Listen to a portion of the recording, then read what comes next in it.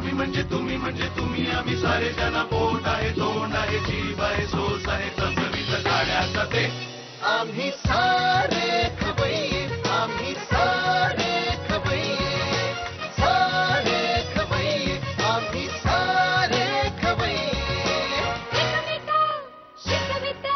नवे काही बनवावे किती किती चोचले ते जिभेचे हे पुरवावे छान छान देशी विदेशी पदार्थ जाणून घ्यावे चुकता चुकता करता करता खावे अन खिलवावे आम्ही सारे खवय्ये आम्ही सारे खवय्ये सारे खवय्ये आम्ही सारे खवय्ये. नमस्कार. बादशाह मसाले प्रस्तुत आम्ही सारे खवय्येच्या कोकणी महोत्सवात सगळ्यांचं परत एकदा मनापासून स्वागत. काय माझा एक मित्र आहे बरं का. त्या मित्राचं कोकणात एक भू नावाचं गाव आहे. भू, हां, तिथे त्याचं घर आहे. म्हणजे मी दरवर्षी त्याच्या घरी जातो आणि तिथे गेल्यानंतर मला तेच चित्र दिसतं. म्हणजे गाई म्हशींचा गोठा, शेणाचा सुगंध, बाजूने पाटातून वाहणारं पाणी, त्यानंतर दुपारच्या जेवणाला कुलथाचं पीठ, म्हणजे कुलथात आपण बनवतो ना, पिठलं भात, आणि असं जेवायचं आणि मस्तपैकी असं किती बरं वाटतं. हा, म्हणजे यावा कोकण आपलाच आहे असं म्हटलं की मी डायरेक्ट मनानं त्याच्या घरात जाऊन पोहोचतोच. आणि मग सुरू सोडत नाही मी कोकणात गेल्यावर जेवण मी यम्मी. तर हेच यम्मी पदार्थ जे आहेत ना, ते कुठले कुठले वेगवेगळे पदार्थ कोकणात आहेत त्यापैकी काही पदार्थ दाखवण्यासाठी माझी एक मैत्रीण इथे आलेली आहे. आपण तिचं स्वागत करूया. सविता, खूप मनापासून स्वागत. नमस्कार. आणि तुझ्या हाताची चव मला माहिती आहे कशी आहे, त्यामुळे आज मी आग्रहाने सांगितलं की हिला सविताला इथे बोलवा. पण मला सांग, तुझं गाव कुठलं? राजापूर, रत्नागिरी जिल्ह्यातलं. राजापूर. ओके. मग जन्म तिकडचाच? हो. आणि शाळा कुठली तुझी? राजापूर हायस्कूल आणि राजापूर कन्या शाळा. बर. कितव्या वर्षी तू मुंबईत आलीस अंदाजन? 17व्या वर्षी. पण आता राजापुरात काय आहे? राजापूरला माझे 2 भाऊ आहेत. एक बँकेत मॅनेजर आहे आणि दुसरा आहे त्याची पेढी आहे, सोनार काम करतो तो. आणि आई असते माझी तिथे आणि त्यांची दोघांची मुलं.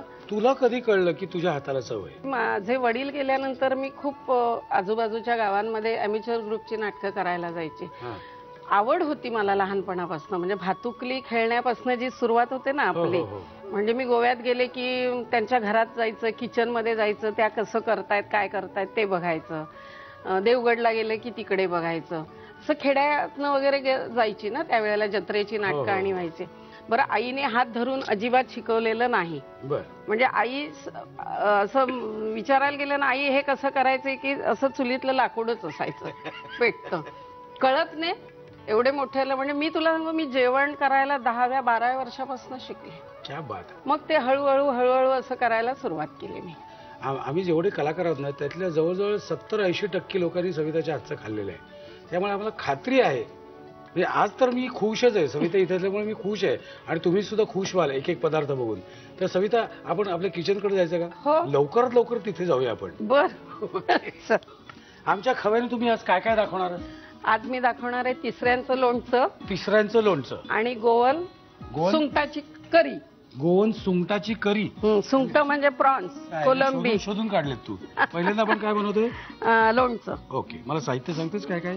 ह्याला तिसऱ्या म्हणतात. ह्या उकडून घेतलेल्या आहेत आणि उकडून झाल्यानंतर त्याचं हे मास्ट काढून ठेवलेलं आहे. ओके. हे विनिगर आहे, लाल तिखट, हळद, मीठ, लसूण आणि हिरवी मिरची. हे साहित्य तर बघितलेलं, पण अजून डिटेलमध्ये जरा विचार असं वाटतं, हे मास्ट जे आहे ते कसं काढलंस तू? ते आता ही जी शिपी आहे ना, तेव्हा ही उकडल्यानंतर अशी ओपन होते. बर. तर एका बाजूच्या ह्याच्यात मास्ट असतं आणि एक बाजू रिकामी असते. तर ती जी रिकामी बाजू आहे ना, ती अशी घ्यायची, आणखीन त्याच शिपीने ते असं करून काढायचं. आयडियाची फायडी आहे बरं का, साधं सोपं नाहीये. ओके. हे मास्टर रेडी आहे, आपलं साहित्य तर रेडी. ओके. आता आपण कृतीकडे जाण्याच्या आधी मला एक सांग की तू स्वतः राजापूरला आता सध्या वर्षातून किती वेळा जातेस? का 2 वर्षाने जातेस? नाही, वर्षातून जातेच. वर्षातून एकदा तरी जातेच मी. बर. मग तिथे गेल्यानंतर काय काय तू आपली शाळा इकडे चक्कर मारतेस की नाही? हो, शाळेत तिथनं फिरून येते. म्हणजे 1 वर्ष तर मी आमच्या शाळेला, कन्या शाळा जिथून अगदी पहिलीपासून आपली सुरुवात होते, त्या शाळेला मी 20 बेंच दिले होते. बर. आणि मग हायस्कूलमध्ये जाते, तिथे सरांना भेटते, अजूनही ते सर भेटतात. आणि जे हेडमास्तर होते ना आमचे, लुकतुके सर म्हणून, आता गेले ते, पण त्यांनी सुद्धा खूप म्हणजे प्रेम केलं माझ्यावर. आणि या सगळ्या सरांनी माझ्या त्या परिस्थितीत, कारण मी ॲमेच्युअर ग्रुपला जे नाटक करायला जायचे, तर त्यावेळेला असं असायचं ना की एकच गाडी असायची तिठ्यापर्यंत जाणारी, आणि ती असायची 3:30 वाजता. मग मला 3 वाजेपर्यंत शाळेत बसायला द्यायचे आणि 3 नंतर मी बस पकडायची, एसटी पकडायची, आणि म्हणजे मला ज्या गावात नाटक असेल त्या गावात मी जायची. तर ती तिठ्यापर्यंत गाडी जायची, आणि ज्या गावात नाटक आहे ते त्या तिठ्यापासून 10 मैल असायचं. मग ते 10 मैल चालत जायचं, प्रयोग करायचा, आणि तो संपला रे संपला की तिथे छान ना, मग असं मे महिन्याचं, बहुतेक मे महिन्याच्या सीझनमध्येच आणि नाटक व्हायचे. मग पिठलं कुळधाचं, फणसाची भाजी, जी मला खूप आवडते ती भाजी भात हे जेवायचं, आणखीन लगेच परत चालायला सुरुवात करायची, कारण पुन्हा ती 7 वाजता तिठ्यावर गाडी असायची. घरी यायचं, आंघोळ करायची आणि पुन्हा शाळेत पळायचं. खूप मजेशीर खूप मजेशीर होते. आणि अशा या असल्या म्हणजे अशा ठिकाणच्या नाटकांमध्ये तिकडची सुद्धा वेगळी एक संस्कृती आपल्याला कळते, आणि म्हणजे मला असं वाटतं की तुझा जो आत्मविश्वास आहे तो तिथूनच डेव्हलप होत गेला. हो, आणि जगण्याची जी जिद्द, म्हणजे मी जे जिद्दीने आतापर्यंत जी उभी राहिलेली, आणि तर डोक्यात एक असं होतं की कोणासमोर असं करायला लागतं कामा नये, काम करून पैसे काम करून. मग ते धुणी भांडी, आणि मी हे प्रशांत केलंय की मला धुणी भांडी करायला लागली तरी मी करेन, पण मी कुणाकडे असे हात पसरणार नाही. त्याच्यामुळे मी शेणी घातल्यात, शेण गोळा करून. मी नदीवर जाऊन 2-2, 3-3 बादल्या कपडे धुतलेत. मी जात्यावर 5-5 किलोचं दळण दळलेलं आहे. म्हणजे ह्या सगळ्या गोष्टी करत करत आल्यामुळे ना, आणि हे सगळं जे आहे तुझ्या बनवण्यात सुद्धा दिसतं, जे असतं ते परफेक्ट असतं सगळं. अगदी मापात. ऍडजस्टमेंट कुठे अशी की नाही अरे हे नाहीये म्हणून करायची, पण ती थोडीशी असेल तर ऍडजस्टमेंट करणं, पण खूप मोठी असेल तर मग आयुष्यात सगळं त्याच्यात घालवायचं का आपण. Absolutely right. आमच्या गप्पा अशा चालू राहणार. आता आपण घेतोय ब्रेक, पण ब्रेक घ्यायच्या आधी मला एक सांग, आपल्याला अजून काही करायचं का बेसिक? हो ना, मला जरा बाऊल दे. काय? आता ह्या तिसऱ्या घ्यायच्या, त्याला तिखट, हळद, मीठ आपण लावायचंय. बरं. आणि त्याच्यानंतर मग ते फ्राय करायचंय. ओके, म्हणजे आपण आता तिखट, हळद आणि मीठ या तिन्ही गोष्टी याला लावून घ्यायच्या. चटपटीत पदार्थ आम्ही बनवतोय. लोणचं, तिसऱ्यांचं लोणचं, दुसऱ्यांचं नाही, तिसऱ्यांचं लोणचं. आणि मगाशी शब्द दिल्याप्रमाणे आपण तिखट, हळद आणि मीठ हे लावून तयार ठेवलंय. ओके, आता काय करायचं मला सांग. आता ते का फ्राय करूचा. गॅस मोठा करू. मी मालवणी बोलते तुझ्या बरोबर. म्हणजे काय? बरोबर, टाणा उडतायत. आता आपण मिक्स करून झाले. आता ते का काढून डिश मध्ये ठेवते. तेच म्हटलं, अजून ती ओरिजिनल भाषेत कशी नाही आली. भाषा गोड असताना तशी मालवणी माणसा पण गोड असता. माहितीये की, आम्ही नाही कधी म्हटलंय. आमचं फणस कसो बाहेरून टणक दिसता, तसा मी दिसतय की नाही बाहेरून टणक वाटता की नाही तुमका. सविता कडक असतात म्हणून, पण आतून मऊ रे मी एकदम. आता अजून थोडा तेल माका दे. तेल लागेल थोडासा.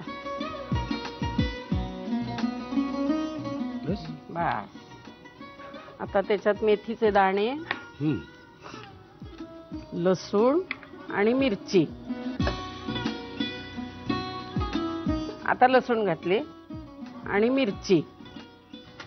आणि मुंबईत आल्यानंतर पहिलं नाटक कुठलं केलंस तू? कारण तुझी आवड नाटकाची. डार्लिंग उदय धुरत यांचं. आणि राजा गोसावी हे माझ्या वडिलांचे मित्र. बर. आणि राजा भाऊना जेव्हा कशी काय ओळख? पण माझे वडील पुण्याला पण होते ना, आणि राजा भाऊ पुण्याचे असल्यामुळे त्यावेळेचे राजा कात्रे, राजा गोसावी हे सगळे जण माझ्या वडिलांचे मित्र. आणि मग माझे वडील गेलेले कळल्यानंतर आता आपण विनिगर घालतोय त्याच्यात. ओके.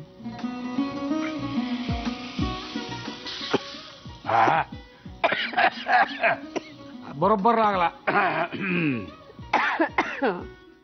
आता हे तयार झालं ना? हो. हे आपल्याला कशाबरोबर खाता येईल?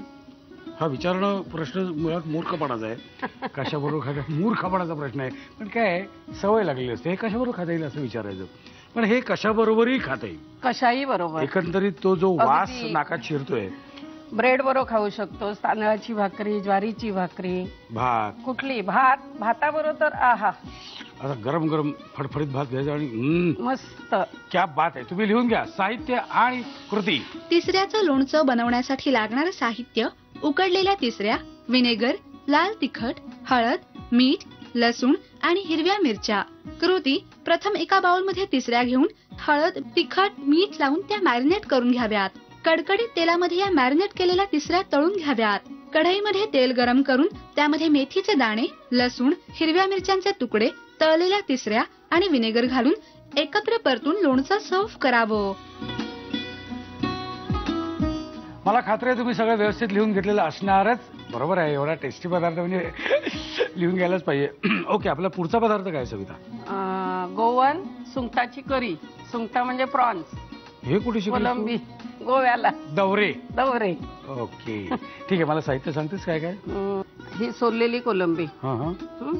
त्याच्यानंतर सुक्या मिरच्या आणि धणे भिजत घातलेले, शेवग्याच्या शेंगा, कैरी, बारीक चिरलेला कांदा, ओलं खोबरं, उभा चिरलेला कांदा, खोबरेल तेल, मुळा, हळद, चिंच आणि मीठ. ओके, साहित्य बघितलं आपण. जाऊया कृतीकडे. पण कृतीकडे जाण्यापूर्वी मला तुला विचारायचं ते असं, मगाशी आपला तो पदार्थ पूर्ण झाल्यामुळे मला विषय पूर्ण करता आला नाही. ते म्हणजे तुझ्या बाबांचा आणि राजाभाऊंचा घनिष्ठ संबंध होते, मित्रत्वाचे संबंध होते. मग तुला असं वाटतं का की तू बाबांबरोबर कधी त्यांची नाटकं वगैरे बघायला गेलीस? हो, कारण पूर्वी जेव्हा कोकणात खूप दौरे व्हायचे नाटकाचे, म्हणजे लग्नाच्या बेडीचा प्रयोग असला की राजाभाऊ, पद्माबाई हे आमच्या घरीच असायचे. बर. म्हणजे राहायलाच आमच्याकडे असायचे ते. त्याच्यामुळे राजाभाऊनी तर मला अगदी लहान असल्यापासून बघितलेलं होतं. आणखी मालपेकर म्हटलं की आम्हाला पुढचा रोहा ठेवलेला असायचा नाटकांसाठी. त्याच्यानंतर बरेचसे कलावंत मंडळी आमच्याकडे घरी यायचे. पण तेव्हा काय असं नव्हतं की मी मुंबईत जाऊन काम करेन वगैरे, असं तेव्हा कुठे एवढं हे असणार. आणि मग जेव्हा माझे वडील गेले आणि त्याच्यानंतर राजाभाऊ एकदा नाटकासाठी आले आणि मग त्यांना जेव्हा कळलं की असं असं झालेलं आहे आणि मग मी तिकडच्याच नाटकांमध्ये वगैरे कामं करते हे त्यांना कळल्यानंतर ते म्हणायला लागले, मग मुंबईत येऊन करशील का? तर मी म्हटलं करेन. म्हणजे तेव्हा कसं की एक राहण्याची जी एक माणसांची अडचण असते ती माझी नव्हती त्यावेळेला, की मी हक्काने मामाकडे येऊन राहू शकत होते. माझी जी एक मावशी आहे, मंगला मावशी आणि पुष्पा मावशी, दोघी जणी माझ्या मावशी आहेत, त्यांनी मला खूप आधार दिला. म्हणजे मंगला मावशी संजय नार्वेकरची काकी, त्याच्यामुळे मी संजयला एवढासा बघितलेला आहे. तर या मंडळींनी मला खूप, म्हणजे त्यावेळेला जर आधार दिला नसता तर आजची सविता मालपेकर दिसलीच नाही. इथे आल्यानंतर तुझं पहिलं नाटक डार्लिंग डार्लिंग डार्लिंग. ओके, आता पुढे गप्पा मारतच राहणार. आपली म्हणजे आपण साहित्य बघितले, आपण कृतीकडे जातोय. पण इथे खोबरेल तेल जे आपण डोक्याला लावतो ते इथे तिने तापत घातलेलं आहे. आमचं तिकडे तेल तापून रेडी. आता काय करायचं मला पहिल्यांदा सांग. बाऊल देतो. हो. आता आपण याच्यात हे किसलेलं खोबरं आहे ते घ्यायचं. नंतर भिजत घातलेल्या सुक्या मिरच्या आणि धणे. मला कळत नाही हे भिजत का घालायचं? मिरच्या त्या एकदम सुक्या असतात ना रे, त्या भिजल्या पाहिजेत, त्याच्याशिवाय बारीक वाटल्या जात नाहीत, म्हणून त्या भिजत घालायच्या. नंतर हा उभा चिरलेला कांदा. बारीक चिरलेला कांदा नको? नाही, तो फोडणीसाठी. ओके. ही चिंच आणि हळद. आपल्याला हे मिक्सर मधून काढायचं. आम्ही मिक्सर मधून काढून घेतो, तोपर्यंत आपण घेऊया एक छोटीशी विश्रांती. असं मी म्हणू शकत नाहीये, कारण आताच मी विश्रांती घेऊन परत आलेलो आहे. ब्रिलियंट आहे आम्ही. आमच्याकडे हे सगळं रेडी आहे. हे बघ, हे रेडी आहे आमच्याकडे सगळं. ओके, आता काय करायचं मला सांग. आता हा कांदा, त्यात आपण खोबरेल तेल घातलेलं आहे. हो. आता हा पण खोबरेल साधारण डोक्याला लावतात ती, पण गोवानीच असल्यामुळे. हो, गोवा, केरळ इकडे सगळं खोबरेल, नारळ खूप ना, म्हणून खोबरेल तेल जास्त वापरायचं.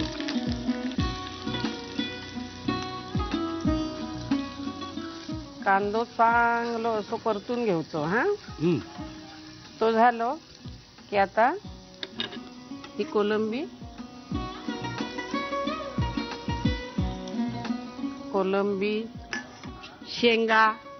शेंगाच्या शेंगा, कैरी, मुळो, आपलं भाजीचं मुळो तो सगळ्या परतून घ्यायचा. कैरी 12 महिने असली तरी मी खाईन ना. हो ना. शपथ. पाणी दे माका आता. बरोबर. बस. गॅस मोठा करू. हो. आता मीठ घालतोय.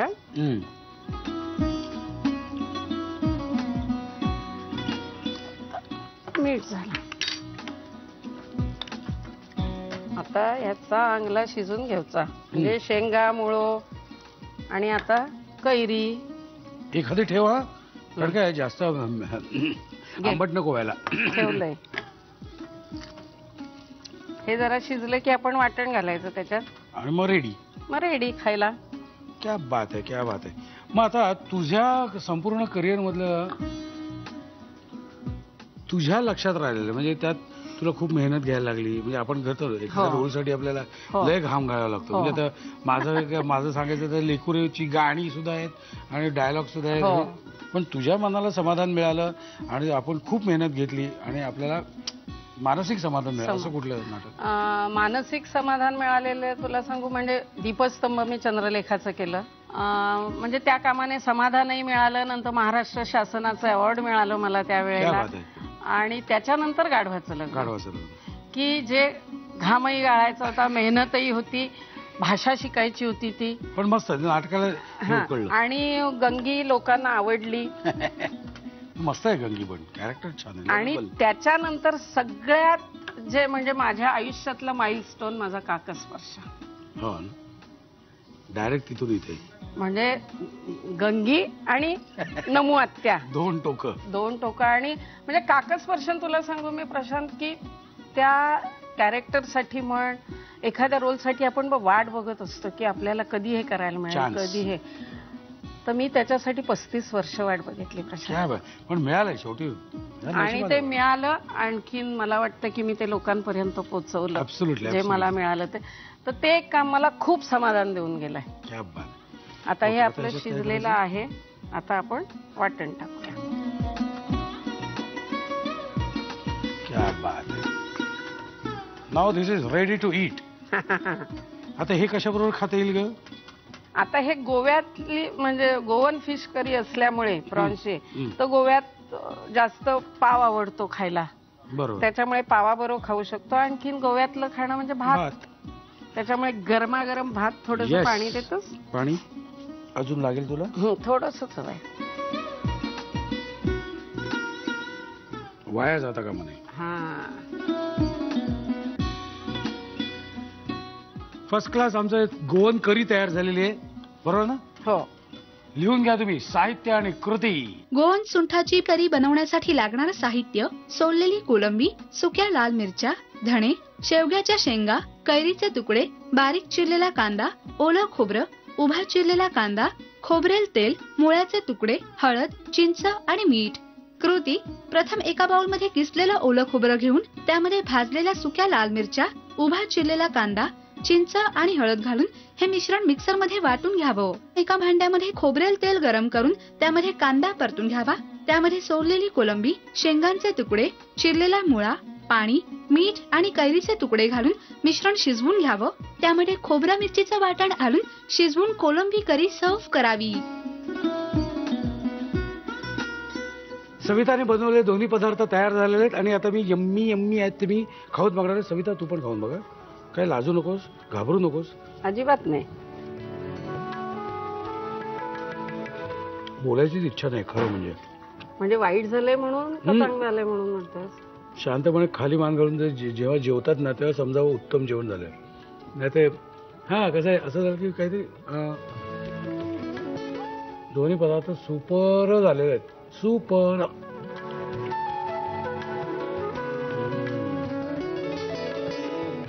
आता नवीन नवीन तुझे काय प्रोजेक्ट सविता? आता मी एक सिनेमा करते राजेश देशपांडेचा. कुणी घर देता का घर. बर. असं नाव आहे त्या सिनेमाचं. नंतर महेश मांजरेकरच एक सिरियल करणार आहेत. कदाचित त्याच्यात करेन काम.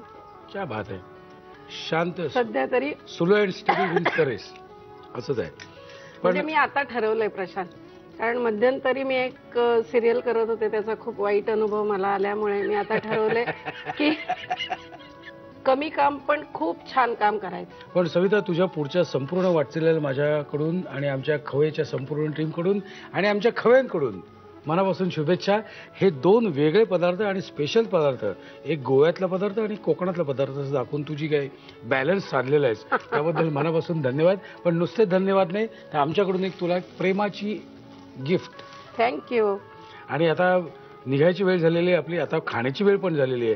त्यामुळे बादशाह मसाले प्रस्तुत आम्ही सारे खवय्याच्या या कोकण महोत्सवाच्या या महत्त्वाच्या भागात मी इथेच थांबतो. आपल्याला पुन्हा भेटायचंच आहे, पण भेटण्यापूर्वी आणि जाण्यापूर्वी मला तुम्हाला एक सांगावंसं वाटतं की आमचे हे एपिसोड कसे वाटतायत हे आम्हाला पटापट लिहून कळवा.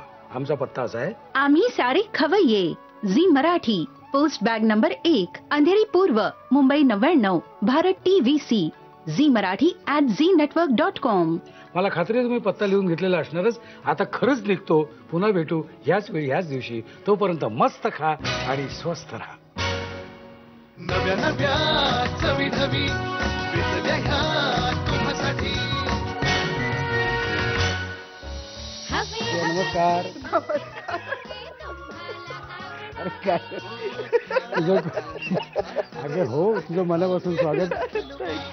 खवय्यानं तू आज काय दाखवणार आहेस म्हणे? मी शहाळं असतं ना आपलं टेंडर कोकोनट, त्याची आणि कैरीची भाजी आणि खापरोळी दाखव. खापरोळी.